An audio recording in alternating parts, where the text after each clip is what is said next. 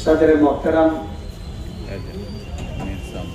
मालेगांव शहर की मारूफ सियासी शख्सियत अलहाज यूनुस ईसा साहब, MLA वर्किंग कमेटी के सदर शफीक राना साहब, नायब सुदूर MLA वर्किंग कमेटी के तमाम ही मेंबरान, मीडिया के जिम्मेदारान, MIM के तमाम कारपोरेटर्स और शहर की तामीर और तरक्की का प्रोग्राम रखने वाले मालेगांव के मेरे नौजवान दोस्त और बुजुर्ग हजरात, सफीना चाहिए इस बहरे बेकरां के लिए, जमाना चाहिए इस तूल दास्तां के लिए।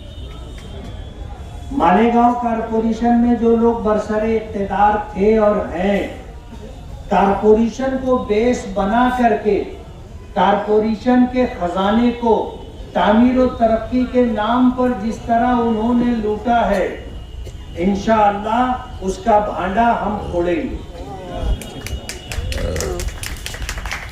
नोमानी पुल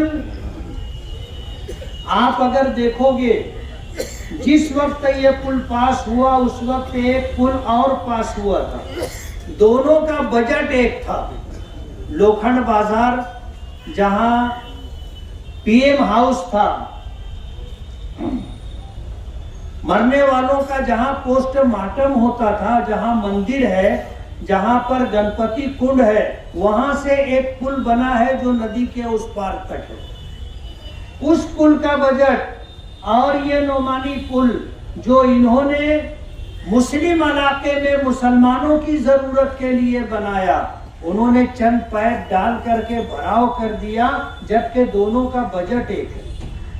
हद हो गई, उन्होंने उस ब्रिज के ऊपर साइड से रेलिंग तक नहीं लगाई।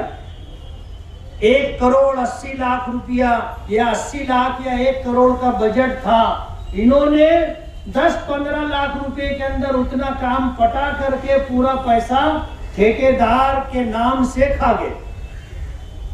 हम उसका पोस्टमार्टम करेंगे।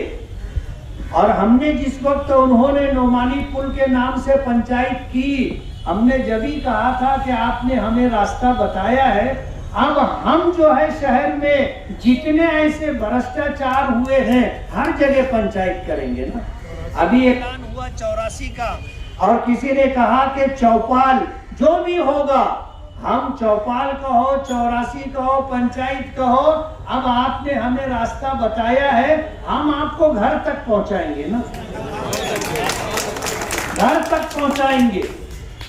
अतिक्रमण के नाम पर पहले लोगों को उजाड़ा, और जब थोड़ा बहुत उनका तोड़ा गया तो उनसे फिर 6-6, 7-7 लाख रुपया ले करके उनको उसी जगह पर बनाने की इजाजत दे दी गई, ठहराव करके। मुफ्ती साहब पहली पंचायत ईद का झोपड़पट्टी पे डाले। क्या मालेगांव के लोगों को ये बेवकूफ समझते हैं? हम मालेगांव के लोगों को बताएंगे, ईदगाह झोपड़पट्टी सलम डिक्लेयर किया गया था, सारे पेपर फाइल इधर उधर करके आज उन गरीबों को उजाड़ने की कोशिश की जा रही है, और वो झोपड़पट्टी इन्होंने खरीद ली है। हम देखेंगे। और अभी आपको बताऊं, हमने जब MLA इलेक्शन हुआ, चुन करके आए, तो ऐलान किया था कि इनको हम बताएंगे कि MLA का पावर क्या होता है। कभी हमने इनके कारोबार में टांग नहीं डाली, लेकिन जब इन्होंने हमें तकलीफ देना शुरू की तो हमने भी तय कर लिया है कि जिस तरह अंसारी बिरादरी की प्रॉपर्टी पर ये दांत लगा करके बैठे हैं, और अंसारी बिरादरी की प्रॉपर्टी पर टोकन डालकर पेपर बना करके जिस तरह उनको लूटा पाटा जा रहा है, मालेगांव की अंसारी बिरादरी के साथ हम खड़े रहेंगे, उनको उनका हक दिलाएंगे। और गैर कानूनी तरीके पर ये जितना कारोबार कर रहे हैं, चाहे वो गांजे की सप्लाई हो, चाहे वो MD की सप्लाई हो, चाहे वो शराब के अड्डों से हफ्ता लेने की बात हो, और जिस तरह मालेगांव की गरीब आवाम को 12-25 का टुकड़ा बना करके और खरीदी ना दे करके एक एक टुकड़ा 2-2, 5-5 लोगों को बेचा जा रहा है। ये सब तरतीब से हम लोग शुरू करेंगे। एमएलए वर्किंग कमेटी के ऑफिस का इफ्तिताह हो गया है और कल से हम लोग काम पे लग जाएंगे। और आपको एक बात बता दूं, हमने आगाज कर दिया है। निजाम हैदराबाद की प्रॉपर्टी ये खरीदने निकले थे।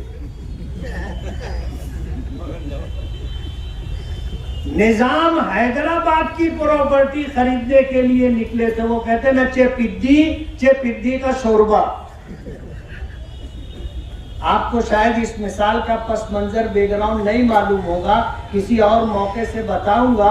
ये निजाम हैदराबाद की प्रॉपर्टी खरीदने के लिए निकले थे और इन्होंने जो कुछ भी पेपर बनाए, जिससे पेपर बनाए थे वो अल्लाह को प्यारा हो गया। और इन्होंने जो करोड़ रुपया दिए थे वो सब डूब गया।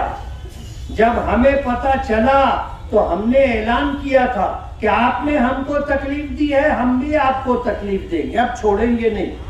हमने कोशिश की और उन्हीं लोगों को इस्तेमाल किया जिन लोगों को ये इस्तेमाल कर रहे थे।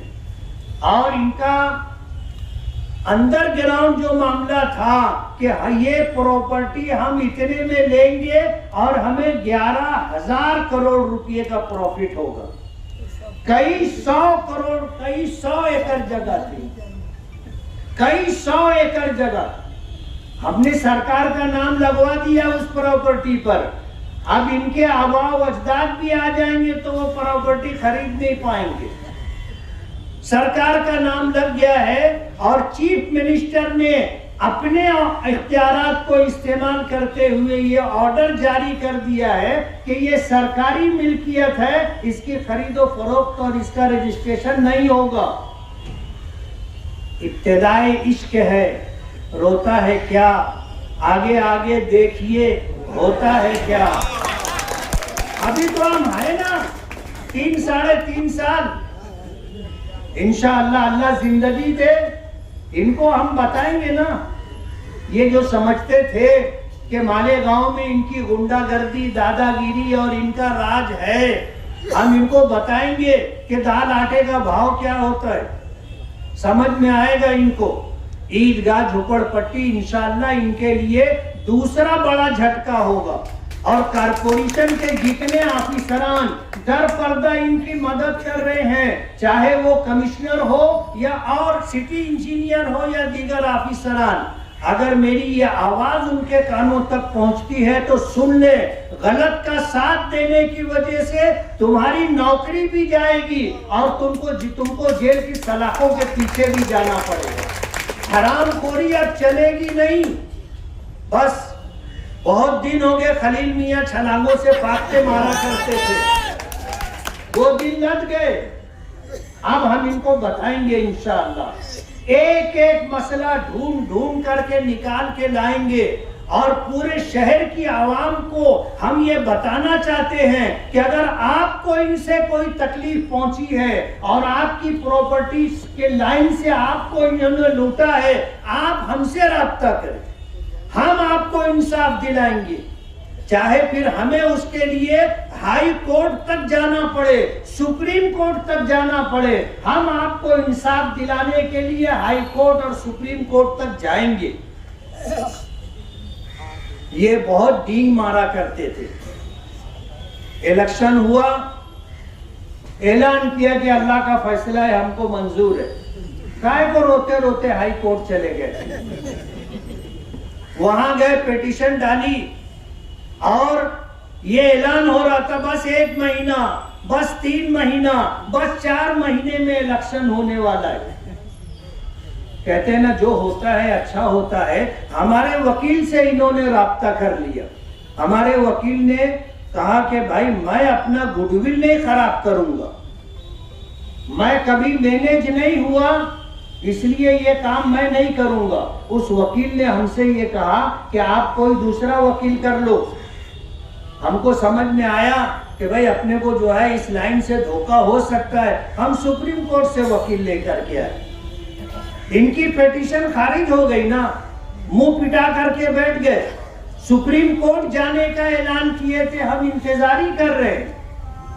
सुप्रीम कोर्ट जाने का ऐलान किए थे तो सुप्रीम कोर्ट पहुंचो ना, दूध का दूध पानी का पानी हो जाएगा। तुमको दीन से और दीनी कामों से इतनी चिढ़ कि तुम दुआ को मुद्दा बना रहे। तुम दीनी लाइन से अगर कोई बात कहीं से हुई है मस्जिद और मस्जिद के स्टेज से, उसको मुद्दा बना रहे। मैंने इसीलिए कहा था कि सफीना चाहिए इस बहरे बेकरां के लिए और जमाना चाहिए इस दास्तां के लिए। अजान हो रही है, सब प्रोग्राम खत्म। मैं आप सभी हजरात का बहुत बहुत शुक्रगुजार कि आप हजरात अपना वक्त फारिग करके MLA वर्किंग कमेटी के ऑफिस की इफ्तिताई तकरीब में आए। अल्लाह आप हजरात को जज़ाए खैर दे। यार जिंदा, सोहबत बाकी, फिर मिलेंगे और दुनिया भर की बात करेंगे। बहुत